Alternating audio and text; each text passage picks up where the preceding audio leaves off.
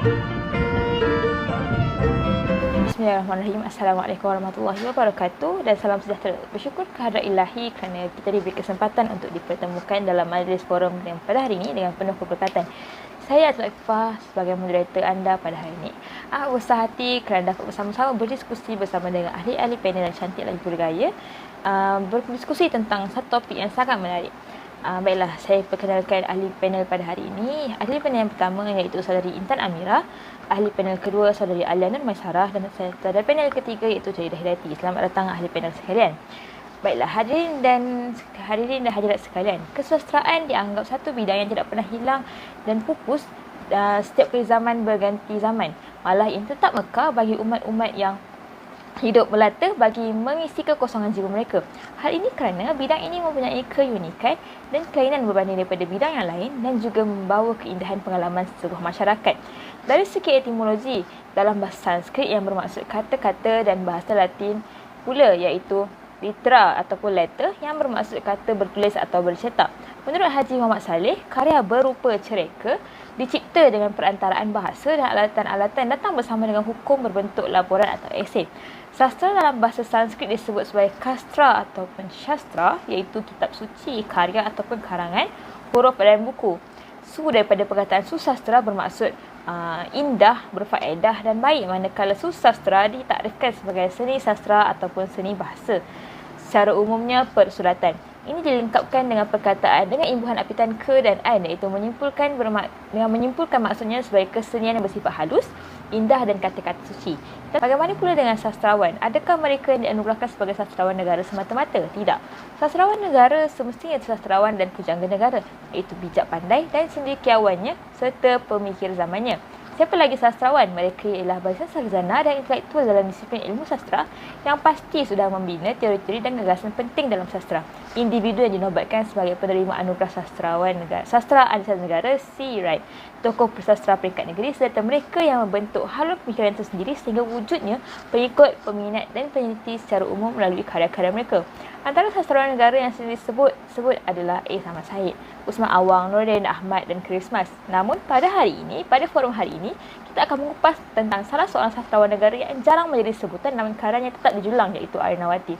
Baiklah, saudari panel pertama, saudari Intan, bolehkah saudari ceritakan sedikit tentang latar belakang kehidupan pendidikan dan pekerjaan Arinawati ini? Dipersilakan. Terima kasih saudari pemuda yang cantik lagi bergaya, Muhammad Dahlan bin Abdul Biang, atau nama penanya lebih dikenali sebagai Arinawati, seorang duta yang dilahirkan di Kalumpang, Jeneponto, Makassar, Indonesia pada 30 Julai 1925. Beliau menerima pendidikan sehingga ke peringkat sekolah menengah atas SMA. Pada bulan Oktober 1954, Arinawati bekerja di Royal Press, Singapura sebagai anggota sidang pengarang untuk majalah hiburan filem dan kisah. Semenjak itulah, Arinawati mula melibatkan diri dalam dunia penulisan, khususnya kesusastraan, iaitu dalam lingkungan usia 22 tahun.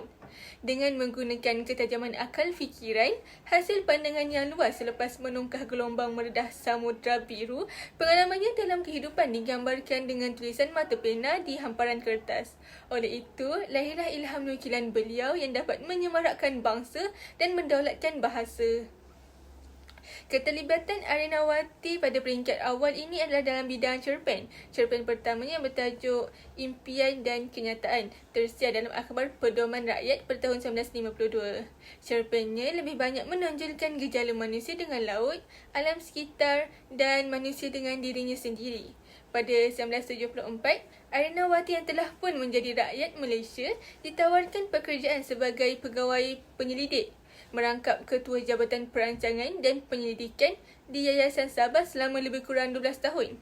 Beliau meraih gelaran sastrawan negara kelima pada tahun 1987. Dalam novel-novelnya, Arinawati berhasil mencerminkan gejala kehidupan manusia yang meliputi pelbagai nilai kebudayaan universal seperti politik, ekonomi, seni, agama, kepercayaan dan ilmu dalam erti kata yang luas. Melalui penulisannya, Ainawati telah memainkan peranan dalam memberi pemahaman antara budaya-budaya yang berbeza dan menyajikan pelbagai aspek kehidupan manusia. Ainawati menghembuskan nafas akhir di Hospital Universiti Kebangsaan Malaysia pada usia 84 tahun akibat bara paru-paru pada Januari 2009. Sekian sebelah sedikit mengenai Allahyarham Ainawati Muhammad Dahlan bin Abdul Biang. Al-Fatihah. Baiklah, terima kasih saudari panel pertama atas pengenalan yang cukup ringkas dan padat tentang sastrawan negara kita, Ainawati. Dapat kita lihat bahawa perjalanan sebelum menjadi seorang sastrawan yang diiktiraf adalah tidak mudah dan mempunyai banyak liku-liku dan halangan. Baiklah, kita beralih pula kepada saudari panel yang kedua, iaitu saudari Sarah.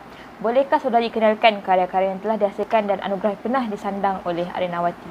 Persilakan. Terima kasih moderator atas soalan yang diajukan sebentar tadi.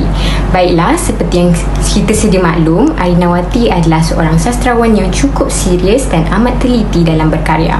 Beberapa buah karyanya berjaya mengukir namanya sebagai seorang sastrawan yang cukup bertenaga. Beliau telah banyak memenangi hadiah sayembara sastra. Antaranya ialah hadiah Sagu Hati Peraduan Mengarang Novel anjuran DBP 1962 menerusi novelnya Lingkaran. Pemenang tempat ketiga menerusi novelnya yang berjudul Sandra dalam peraduan mengarang novel sempena 10 tahun merdeka. Novelnya Panrita pula dipilih sebagai pemenang hadiah Karya Sastra Malaysia tahun 1992 hingga 1993 dan cerpen beliau Wisata terpilih memenangi hadiah Karya Sastra 1971, manakala Bukan Satu Jalan ke Mekah dan Alun Menggulung Perlahan memenangi hadiah Karya Sastra 1970. Baiklah, terima kasih kepada saudari panel yang kedua, saudari Sarah, di atas pencerahan yang membuka mata tentang karya-karya hebat yang dihasilkan oleh Ainawati dan anugerah yang pernah diterima oleh beliau. Ini sangat membuka mata untuk kita sebagai rakyat Malaysia supaya menghargai dan mengamati karya-karya agung ini. Baiklah, kita beralih pula kepada saudari panel yang terakhir, saudari Zalidah Hidayati. Baiklah, karya apakah yang dipilih pada hari ini oleh saudari untuk dikritik secara ilmiah? Persilakan. Terima kasih pengerusi majlis atas soalan yang diberikan.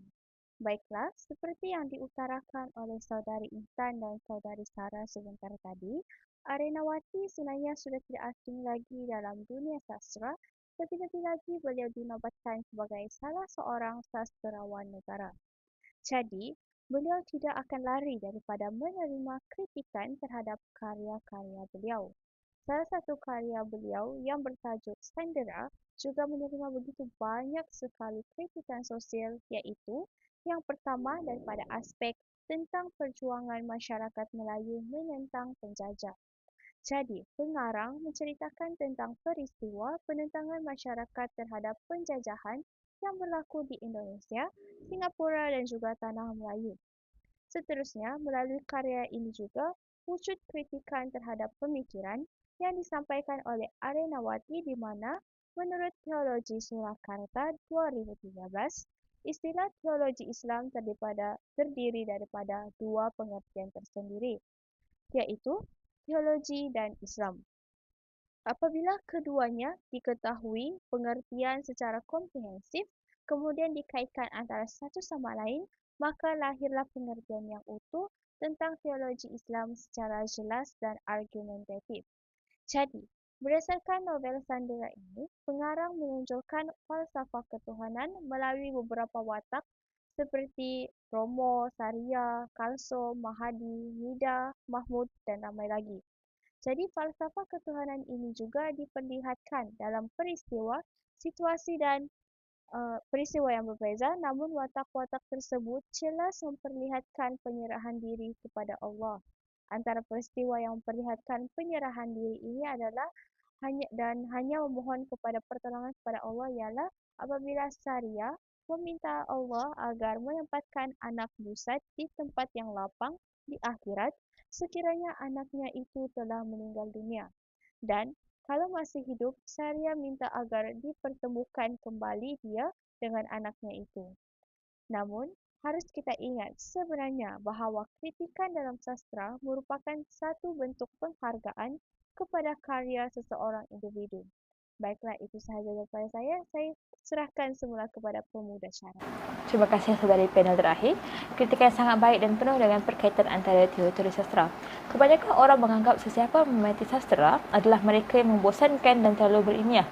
Namun, banyak kepentingan untuk mempelajari sastra, antaranya supaya kita dapat mengenali dan mencintai bahasa ibunda kita.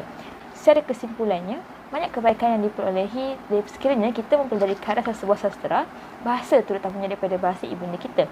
Setiap pihak berperanan untuk memupuk generasi masa kini untuk mempelajari karya sastra bahasa Melayu. Selain daripada pembelajaran secara konvensional di sekolah, penerapan karya sastra dalam hiburan seperti filem, drama dan iklan sedikit sebanyak dapat menyumbang kepada perkembangan karya sastra dalam masyarakat. Sedar tak sedar, kita sudah sampai ke pengakhiran forum. Terima kasih saya ucapkan kepada semua ahli forum pada hari ini. Salah dan silap harap dapat dimaafkan sepanjang saya menjadi pengulascara forum pada kali ini. Sekian, wabillahi taufiq wal hidayah. Wassalamualaikum warahmatullahi wabarakatuh.